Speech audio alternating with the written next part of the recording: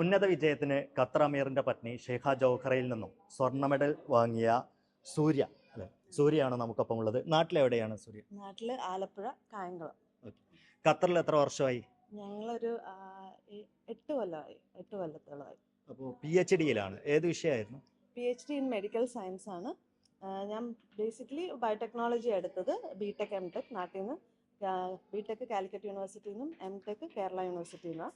ഇപ്പോൾ ഇവിടെ വന്ന് PhD in medical science Qatar യൂണിവേഴ്സിറ്റിയിൽ നിന്നാണ്. ഈ മെഡിക്കൽ സയൻസ് എന്ന് പറയുമ്പോൾ അതൊരു വൈഡ് ഏരിയ ആണല്ലോ. അതിൽ ഏതായിരുന്നു പ്രധാന ഫോക്കസ് എന്തായിരുന്നു? എൻ്റെത് post translational modifications in cancer and diabetes എന്നാണ് എൻ്റെ PhD ടോപ്പിക്ക്.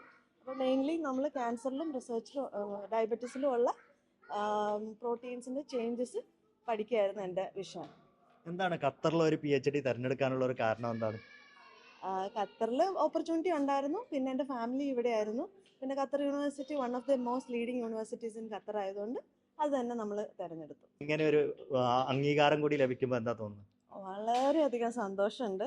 ഇങ്ങനൊരു അംഗീകാരം അതും ഷെയ്ഖിൽ നിന്നും നമുക്ക് സ്വീകരിക്കാൻ പറ്റിയതിൽ ഭയങ്കരധികം സന്തോഷമുണ്ട്.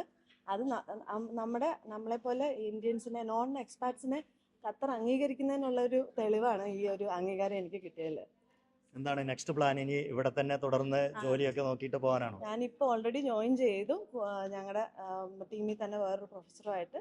അപ്പോൾ ഇനി വേറെ പൊസിഷൻസ്, നല്ല പൊസിഷൻസ് വരുമ്പോൾ അങ്ങോട്ടൊക്കെ ജോയിൻ ചെയ്യാനായിട്ട് ഇവിടെ തന്നെ ആയിരിക്കും, ഖത്തറിൽ തന്നെ ആയിരിക്കും. എന്തായാലും എല്ലാവിധ ആശംസകളും നേരുകയാണ്. തുടർന്നും ഇത്തരത്തിലുള്ള അംഗീകാരങ്ങൾ തേടിയെത്തട്ടെ എന്ന് ആശംസിക്കുക. Thank you so much. Ashraf ഓമശ്ശേരിക്കൊപ്പം ദോഹയിൽ നിന്നും ഫൈസൽ ഹംസ, മീഡിയ 1.